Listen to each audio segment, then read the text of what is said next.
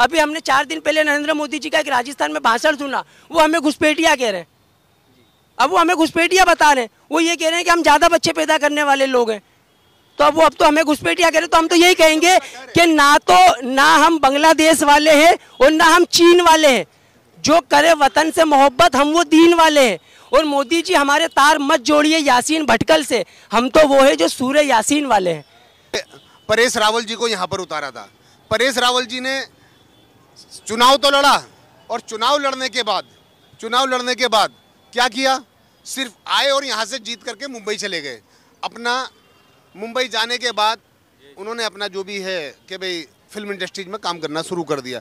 तो आज यहाँ पर भारतीय जनता पार्टी ने समझ लो नचनिया की लोकसभा बना के रखी है। गुजरात की जनता तो सबसे ज़्यादा निराश अभी 4 दिन पहले ही हो गई, क्योंकि बिन हरीफ हमको भारतीय जनता पार्टी का सूरत के अंदर एक सांसद थोप दिया गया।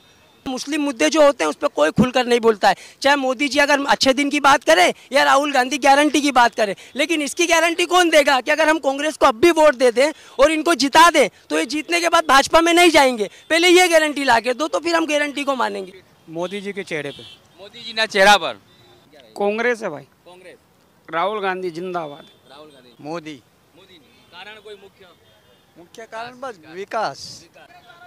एक भी काम तो बता मोदी का क्या अच्छा करा है मोदी ने। काम तो किया है, काम बता दो मोदी का। एक काम बता खाली मोदी का करा क्या मोदी ने अच्छा। खाली सिर्फ हिंदू मुसलमान मंदिर मस्जिद छोड़ के खाली तीसरा काम बता उसने करा क्या है।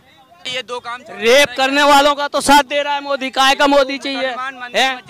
रेप करने वालों का तो साथ दे रहा है मोदी, काय का से वो चाहिए मोदी। मोदी की सरकार जानी चाहिए, हमको नहीं चाहिए ऐसी सरकार जो बेरोजगारी लावे। वैसे बोलता है जनता, बोले बेटी पढ़ाओ बेटी बचाओ, बेटी बचाओ बेटी बचवा रहा है, बेटी पटवा रहा है।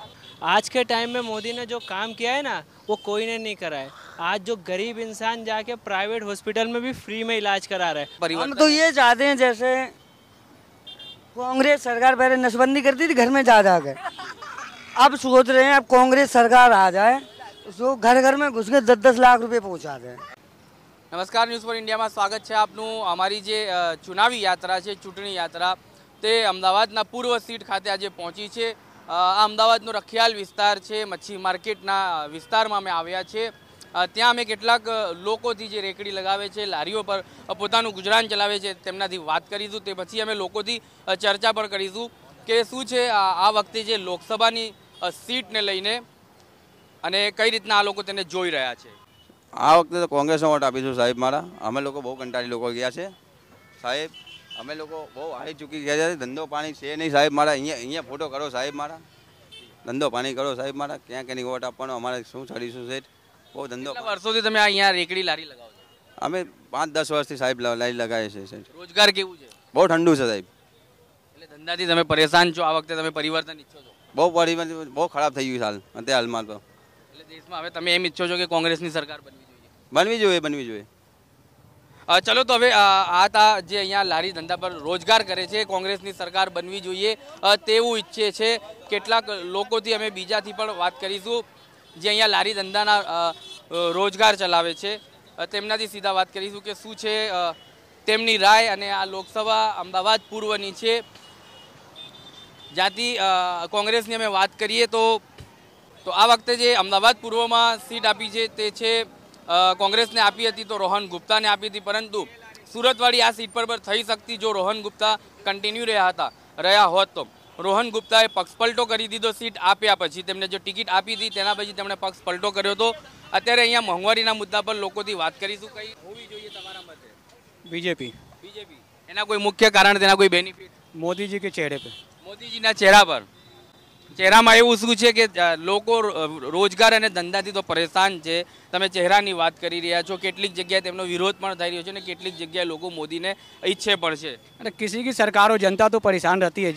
सरकार किसी की भी बने, जनता के बारे में सोचना चाहिए। मोदी जी भी सोच रहे और भी सोचे जनता के बारे में, कुछ अच्छा सोचे।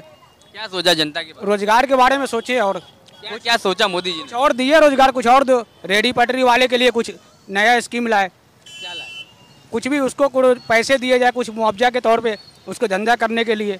मोदी जी से यही आग्रह करता हूँ। आप क्या करते हो? मैं तो सिलाई करता हूँ जी, मैं सिलाई करता हूँ।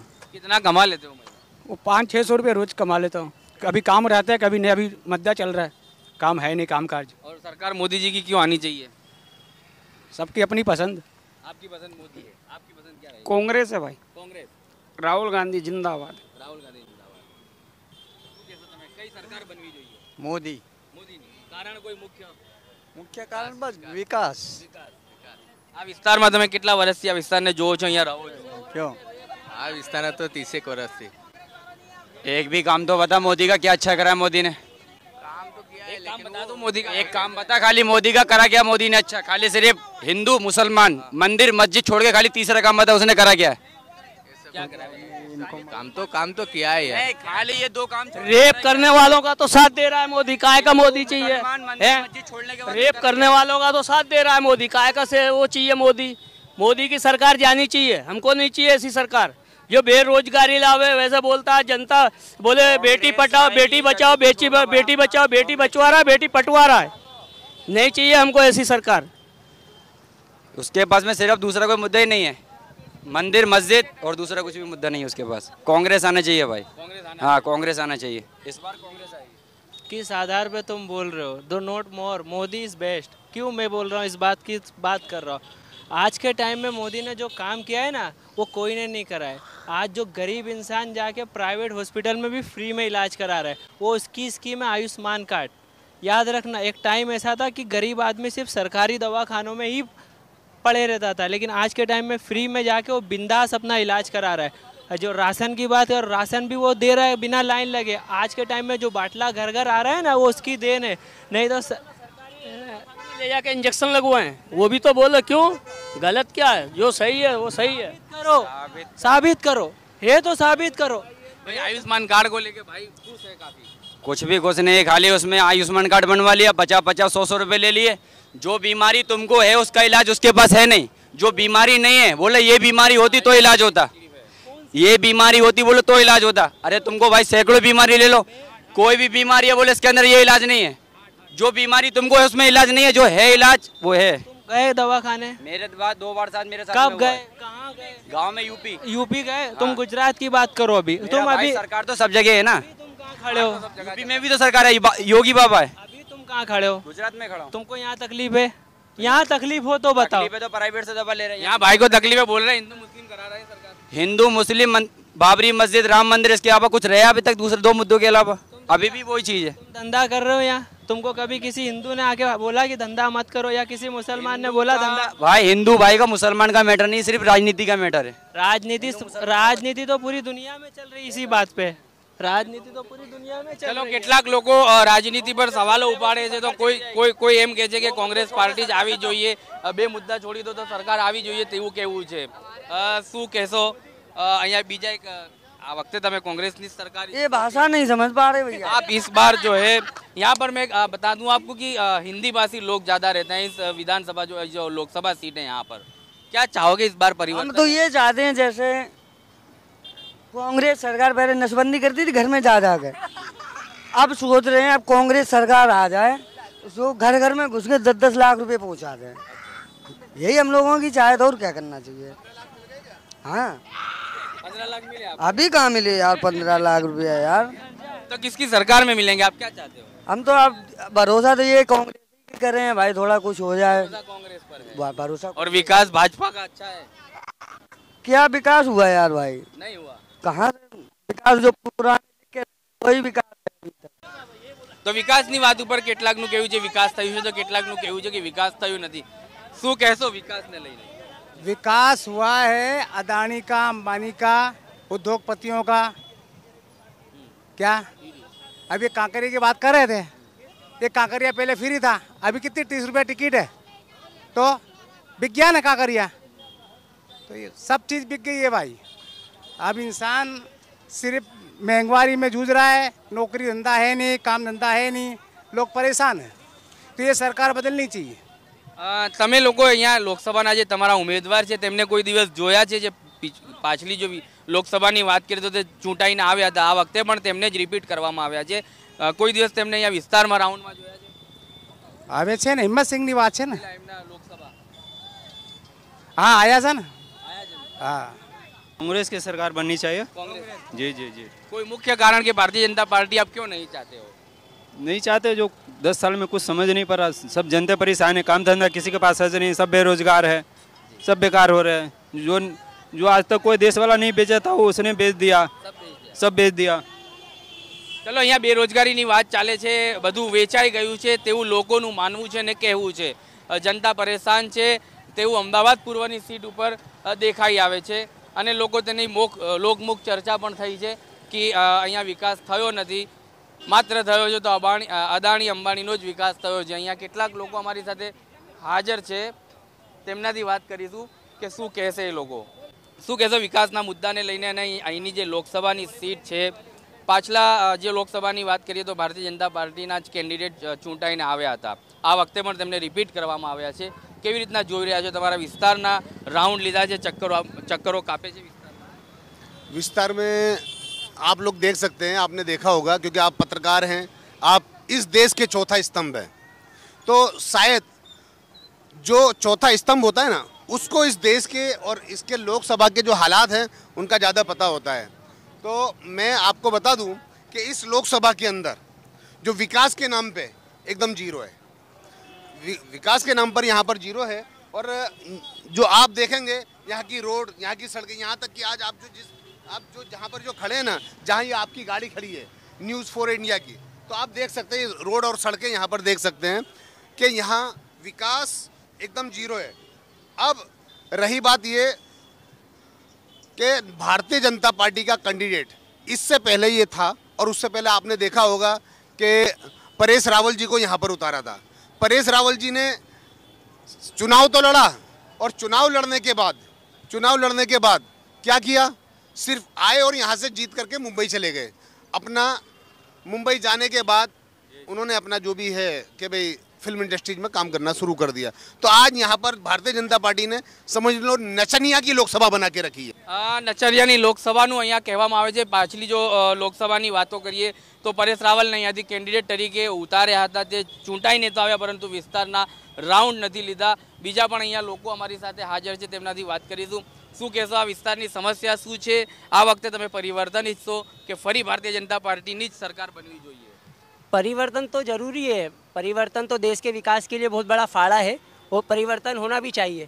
लेकिन जिस तरह से देखा जाए तो पिछली बार भी यहाँ पर जो भारतीय जनता पार्टी के सांसद थे जो जीते, उन्हें रिपीट किया गया है। और कहीं ना कहीं विपक्ष ने भी एक ऐसा चेहरा दिया है कि वो 2014 में भी यहाँ पे इलेक्शन लड़े थे, उसके बाद में फिर से उन्हें वापस यहाँ पे उतारा है। और जिस तरह से अभी गुजरात और देश में देखा जाए तो ये जो कांग्रेस और बीजेपी इनकी जो, हम तो एक आम नागरिक है, हम तो वोट देते हैं, हमारा हम तो एक जनता के हिसाब से मैं बात करूंगा कि वोटों का ध्रुवीकरण कहीं ना कहीं होया जाता है। इसको देखें तो अभी जो इस विधानसभा के अंदर रिपीट किया है भारतीय जनता पार्टी ने, और कांग्रेस पार्टी ने भी जिसको पहले उम्मीदवार दिया था, रोहन गुप्ता जो उनका नाम था, वो खुद बीजेपी में चले गए। फिर उसके बाद में यहाँ पे जो अहमदाबाद के शहर प्रमुख है, उनको यहाँ पे कांग्रेस ने अपना कैंडिडेट बनाया है। और ज़्यादातर देखा जाए तो गुजरात में कई ऐसे कांग्रेस पार्टी के जो नेता हैं, विधायक है, या अभी तक विधानसभा की बात हम कर ले तो यहाँ से वो लोग चले जाते हैं बीजेपी में। तो कोई, मैं तो कहता हूँ कोई तथ्य नहीं है और बिल्कुल निराश है कहीं ना कहीं हम देखा जाए तो। क्योंकि वहाँ पे भी देखा जाए तो यही कांग्रेस पार्टी के एक नीलेश कुंभाड़ी करके जिन्होंने उम्मीदवार उतारा था, उनका पर्चा कैंसिल हो गया। उसके बाद में बाकी के जो अपक्ष उम्मीदवार थे उन्होंने अपना फॉर्म खींच लिया। बीएसपी वाला भी एक उम्मीदवार था, शायद उनका कोई प्यारे मोहन करके नाम था, उन्होंने भी अपना पर्चा खींच लिया। मतलब ये तो हम पे थोपा जा रहा है, तो हम तो कुछ कह ही नहीं सकते। ये हमारे ऊपर एक थोपने वाली राजनीति। अब देखेंगे जो होना है वो। मोदी जी ने अच्छे दिन का वादा तो किया था, लेकिन ये अच्छे दिन तो आए नहीं है। 15 लाख की बातें भी की थी, वो भी नहीं आई है। और उसके बाद में मुस्लिम मुद्दे जो होते हैं उस पर कोई खुलकर नहीं बोलता है। चाहे मोदी जी अगर अच्छे दिन की बात करें या राहुल गांधी गारंटी की बात करें, लेकिन इसकी गारंटी कौन देगा कि अगर हम कांग्रेस को अब भी वोट दे दें और इनको जिता दें तो ये जीतने के बाद भाजपा में नहीं जाएंगे। पहले ये गारंटी ला के दो तो फिर हम गारंटी को मानेंगे। गारंटी तो हर बात की होना चाहिए। और बीजेपी भी इस बात की क्या गारंटी देती कि दोबारा सत्ता में आएगी तो मुसलमानों के ऊपर जो अत्याचार हो रहे हैं वो रोकेगी। अभी हमने 4 दिन पहले नरेंद्र मोदी जी का एक राजस्थान में भाषण सुना, वो हमें घुसपैठिया कह रहे हैं। अब वो हमें घुसपैठिया बता रहे हैं, वो ये कह रहे हैं कि हम ज्यादा बच्चे पैदा करने वाले लोग हैं। तो अब तो हमें घुसपैठिया कह रहे हैं। तो हम तो यही कहेंगे कि ना हम बांग्लादेश वाले हैं और ना हम चीन वाले हैं। जो करे वतन से मोहब्बत, हम वो दीन वाले हैं। और मोदी जी हमारे तार मत जोड़िए यासीन भटकल से, हम तो वो है जो सूर्य यासीन वाले हैं। तो हमारे तारे को नहीं जोड़ने, हम घुसपैठिए नहीं है। ये देश हमारा था, हमने कुर्बानियाँ दी है। कुतुब मीनार, लाल किला, ताजमहल जो आप देखा जाए तो वो हमारे बाप की और हमारे पुरखों की निशानी है। तो हमें घुसपैठिए से मत जोड़ा जाए। तो ये कहीं ना कहीं मुसलमानों के साथ अत्याचार हो रहा है और हम अंदर ही अंदर कहीं दुखी है। और गुजरात का मुसलमान तो पीड़ित ही है हमेशा से। જી ચોક્કસથી તો અહીંયા લોકોનો દર્દ સામે આવી રહ્યો છે અને મુસ્લિમ સમાજનું ખાસ કરીને કે તે લોકો પીડિત છે। ઘણા વર્ષોથી મુસ્લિમ સમાજ પર એક જ સમુદાયને ટાર્ગેટ કરવામાં આવે છે અને તેમને પ્રતાડિત કરવામાં આવે છે। અહીંની લોકસભાની સીટની વાત કરીએ તો સુરતવાળી પણ અહીંયા થઈ શકતી જો રોહન ગુપ્તાએ પક્ષ પલટો ના કર્યો હોત અને કન્ટિન્યુ રહ્યા હોત તો કદાચ અહીંયાથી રોહન ગુપ્તાને પણ ભારતીય જનતા પાર્ટી બેસાડી શકતી અને સીધે સીધા અહીંયાથી સાંસદ ડિક્લેર કરી શકતી તેવી જ એક વાત સામે આવી હતી કે રોહન ગુપ્તાને જ્યારે કોંગ્રેસે ટિકિટ આપી તેના પછી રોહન ગુપ્તાએ પક્ષ પલટો કર્યો। શું કહેશો? ये आपने बिल्कुल सही परफेक्ट बात बोली कि यहाँ भी आज सूरत वाली होती, लेकिन कहीं ना कहीं एक चीज़ और देखने को मिल रही है कि भारतीय जनता पार्टी का डर सामने आ रहा है। जो मोदी जी खुद इतनी नीच हरकत यानी अपने छिल्ली कैटेगरी पे आ गए हैं कि मुसलमानों को टारगेट करना, उनको आतंकवादी कहना, एक इस तरह की एक नीच हरकत को कहा जाएगा। मैं मोदी जी और भारतीय जनता पार्टी को एक ही बात कहूँगा कि अब की बार जो 400 पार का आप नारा लगा रहे हैं ना, तो वो आपका सपना बना रह जाएगा। अब की बार भारतीय जनता पार्टी की जो सीटें हैं वो बहुत कम होने वाली हैं और जहां आप कह रहे हो तो हो सकता है कहीं कोई पक्ष पलटू भी ना हो जाए। કોઈ અનુમાન આપ તમે લોકો કોઈ અનુમાન લગાવી શકો છો કે અંદાજે તેમની કેટલી સીટ આવી શકશે? 400 પાર તો ભારતીય જનતા પાર્ટી સપના જોઈ રહી છે, તેમની કેટલી સીટો આવી શકે? अब की बार उनका 230 से 250 का बीच का टारगेट लगाया जा रहा है। 230 से 250 भारतीय जनता पार्टी।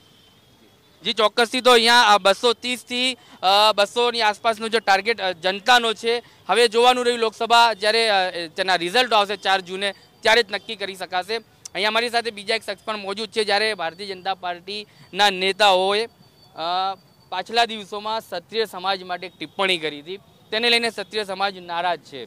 તે પછી પણ ભારતીય જનતા પાર્ટીને શરમ ના આવી અને રાજસ્થાનની અંદર કોટાની જો વાત કરીએ તો ત્યાંથી મુસ્લિમ સમાજના લોકોને ઘુસપેઠિયા બતાવવામાં આવ્યા।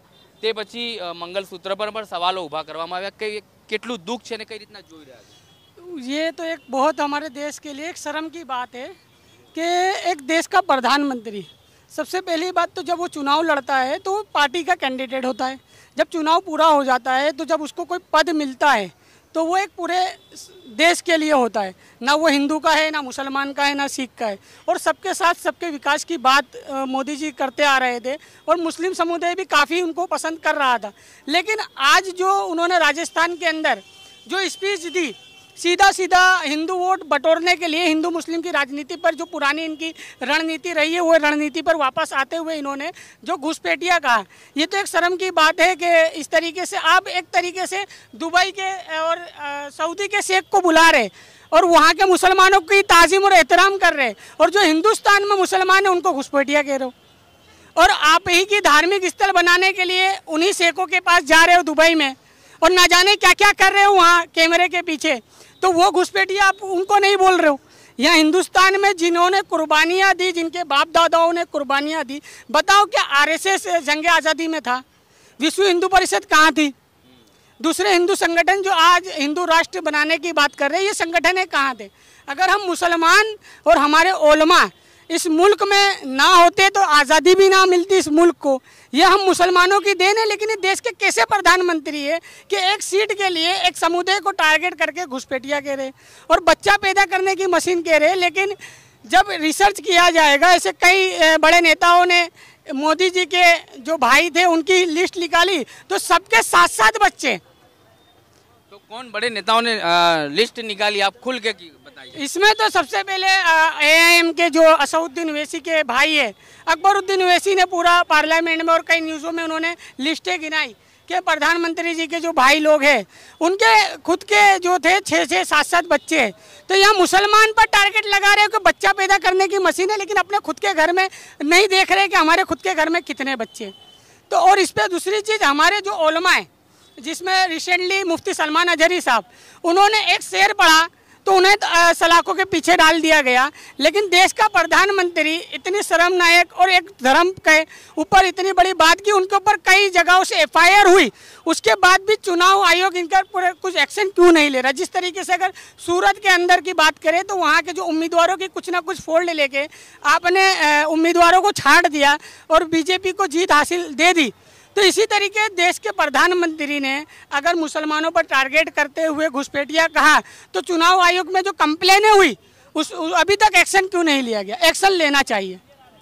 चलो एक्शन लेवी જોઈએ અને ચુનાવ આયોગ પર પણ સીધા સવાલો ઊભા થઈ રહ્યા છે કે કઈ રીતના ચુનાવ આયોગ આ બધી વાતોમાં બોલતી નથી અને ચૂપ રહે છે। શું કહેશો અમદાવાદની અંદર મુસ્લિમ સમાજને કઈ રીતના તમે જોઈ રહ્યા છો? લોકો એમ કહે છે કે મુસ્લિમ સમુદાય એમ કહે છે કે મુસ્લિમ ખતરામાં છે, અમુક હિન્દુ સમુદાયના લોકો પણ કહે છે કે હિન્દુ ખતરામાં છે। તો પછી આ દેશની અંદર રાજ કોને છે અને ખતરો કોને છે? पहली बात तो बात ये है कि मुस्लिम इस देश के अंदर कितने प्रतिशत है।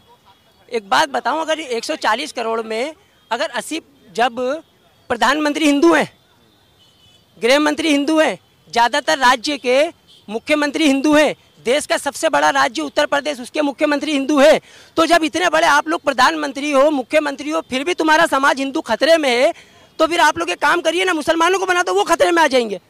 भाई खतरा है तुमको एक जरा सी लोगों से। मुगल जो बादशाह, मुगल टाइम पे भी जब साम्राज्य चला उसमें भी मतलब मुगलों ने इस देश पर राज किया, जब भी कोई खतरे में नहीं था। या अब इतने से प्रधानमंत्री होने के बाद प्रधानमंत्री तो खुद अपने आप को हिंदूवादी छवि बताते हैं, तो हिंदू कहाँ से खतरे में आया।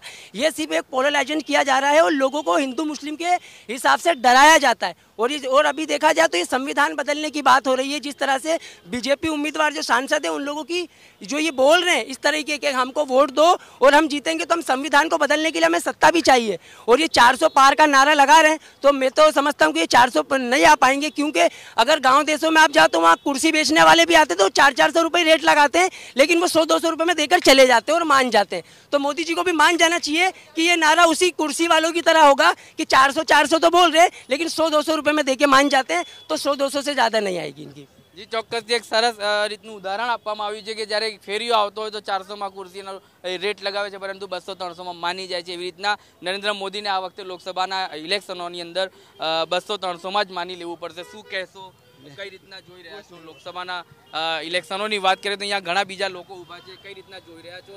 400 પાર કે પછી આ વખતે કોંગ્રેસની સરકાર? કોંગ્રેસની સરકાર હારી છે। કારણ એ કે કોંગ્રેસની સરકારમાં કંઈ મહેંગાઈ નથી, બહુ સરસ છે। જે ગાડીઓ હું લીધું 50,000માં એ થઈ ગઈ 1 લાખથી ઉપર। સોના હતા 40-45માં એ થઈ ગઈ 75,000ના 10 ગ્રામ। આ બહુ મુશ્કેલ છે, ગરીબ માણસને જીવવાનું બહુ મુશ્કેલ છે। કામ શું કરી રહ્યા? હું તો જોબ કર્યો છે, સિલાઈ કરતા હતા। રોજગાર મળી જાય? કઅહીંયા મળી રહ્યા હતા, બધા કારખાના બંધ છે, બધા લોકો ભાગી ગયા હતા। અહીંયા એવું છે તો મેલા જેવું લાગશે સન્ડેનું। આજે સન્નાટો છે, આજે સન્નાટો છે।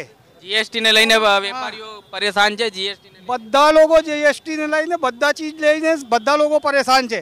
આ રિક્ષાવાળાને પૂછો, બેચારાને 400ની દિહાડી નથી પડતી। તમે રિક્ષા ચલાવો છો, શું કહેવા માંગો? અત્યારે હાલના અંદર એવી પોઝિશન છે કે બધા કારખાનાઓ બંધ છે, મોંઘવારી એટલી બધી છે, બરાબર છે। તો અમારે છે ને 200 રૂપિયા કમાવામાં શાંતિ સવાર થઈ જાય છે। રોડ પર રિક્ષાઓ વધારે છે, ગેસના ભાવ વધારે છે, તો અમે કેવી રીતે ઘર ચલાવીએ, બરાબર। કોંગ્રેસ રાતના અંદર હું 100 રૂપિયા કિલો શક્કર લાવતો હતો, 9 રૂપિયા કિલો આટો લાવતો હતો, બરાબર ને અત્યારે હાલના અંદર તમે આટાની કિંમત જો 38-40 રૂપિયા કિલો છે, 40 રૂપિયા કિલો શક્કર છે। તમારી પાસે રાશન કાર્ડ નથી, ભારતીય જનતા પાર્ટી કહે છે અમે 80 કરોડ પરિવાર ચોર છે, બધા ચોર છે, ઘઉંના સિવાય કઈ નથી આપતા, ખાલી ઘઉં આપે છે, એ બી હે ને ચૂવા ખાયેલા ઘઉં આપે છે રાશન વાળા। હા, રાશન વાળા ચૂવા ખાયેલા ઘઉં આપે છે, કશું નથી આપતા, ચોર છે બધા।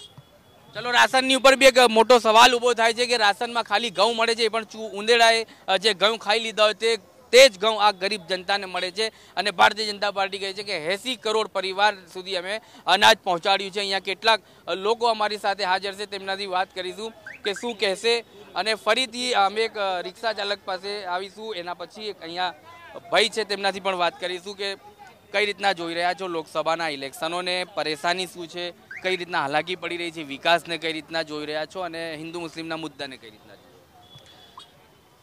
આજના હાલાતના હિસાબથી શું વિકાસ થયું છે અને કેવા હાલાત છે એ ખરેખર જનતા જાણે જ છે.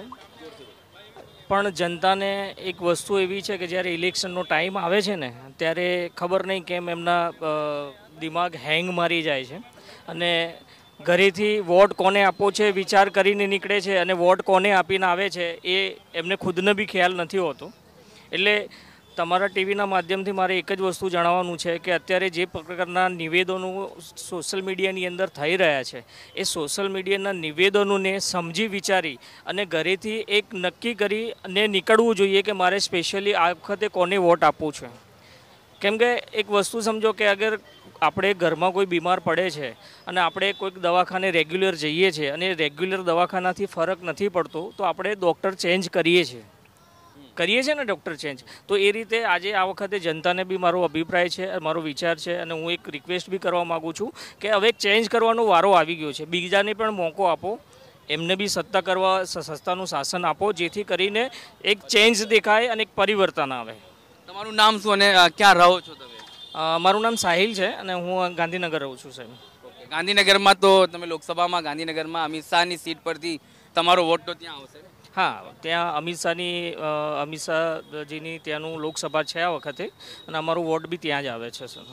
બધી જગ્યાએ વિકાસની લડત ચાલી રહી છે, મેનિફેસ્ટોની લડત ચાલી રહી છે, તો ગાંધીનગરમાં એવું જોવા મળ્યું તમને ક્યાંક ને ક્યાંક કે લીડની લડત ચાલી રહી હોય? હવે ગાંધીનગર જે કોન્સ્ટિટ્યુન્સી છે એ આખી અલગ જ છે, તમે સમજો.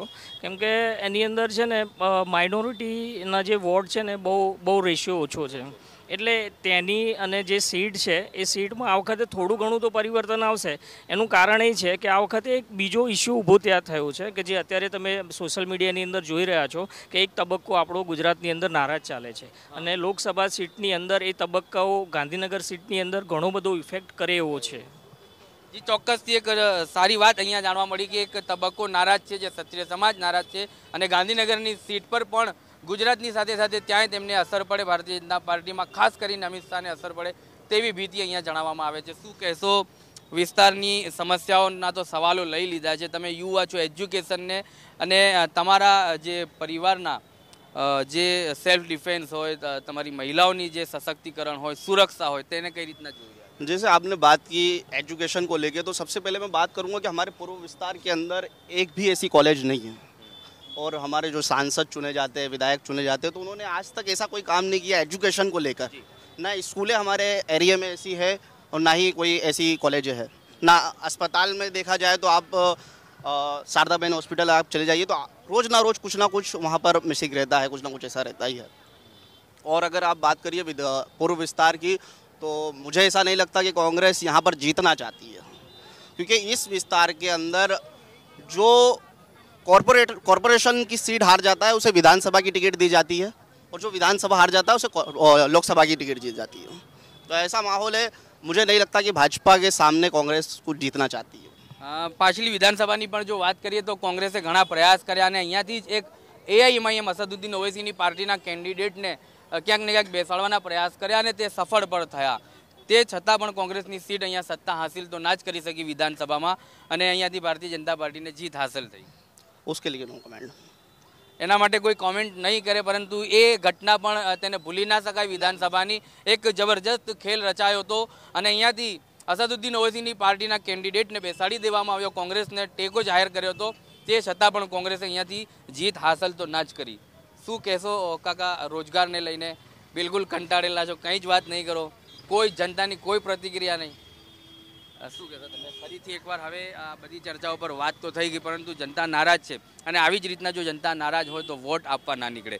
તો એક ખાસ અપીલ કરતો કે ભલે નારાજગી જેનાથી પણ હોય પણ તમે વોટ આપવા જરૂરથી નીકળજો. એ તમારો અધિકાર છે અને તમારો અધિકાર તમે કોઈ દિવસ ખોતા નહીં. વાત તમારી સાચી છે કે વોટ એટલે આપણો અધિકાર છે અને વોટ કરવા માટે તો દરેક માણસને જવું જોઈએ. તમને કોઈ કેન્ડિડેટ પસંદ ના હોય તો ભલેના નોટાને આપો, પણ વોટ કરવા ઘરેથી નીકળવાનું, સાંજે 5 વાગે પહેલાં વોટ કરીને ઘરે પાછા આવો, પણ વોટ કરવાનું હોય. જી, ચોક્કસથી તો આ હતી લોકસભા સીટ અમદાવાદ પૂર્વની, જ્યાંથી અમે જનતાથી વાત કરી, વિકાસના મુદ્દા પર વાત થઈ, એજ્યુકેશનના મુદ્દા પર વાત થઈ, સમાજના મુદ્દાઓ પર વાત થઈ. તમામે તમામ જો પ્રતિક્રિયાઓ સામે આવી તમારી સામે જ છે. લોકો નારાજ તો છે, પરિવર્તન પણ ઈચ્છે છે, તો આવી જ તમામ જો અમદાવાદ શહેરની વાત કરીએ, લોકસભાના ઇલેક્શનોની વાત કરીએ તો રાજ્ય અને શહેરોની જિલ્લાઓની તમામ સીટોથી અમારું કવરેજ જોવા માટે જોતા રહો ન્યૂઝ ફોર ઇન્ડિયા।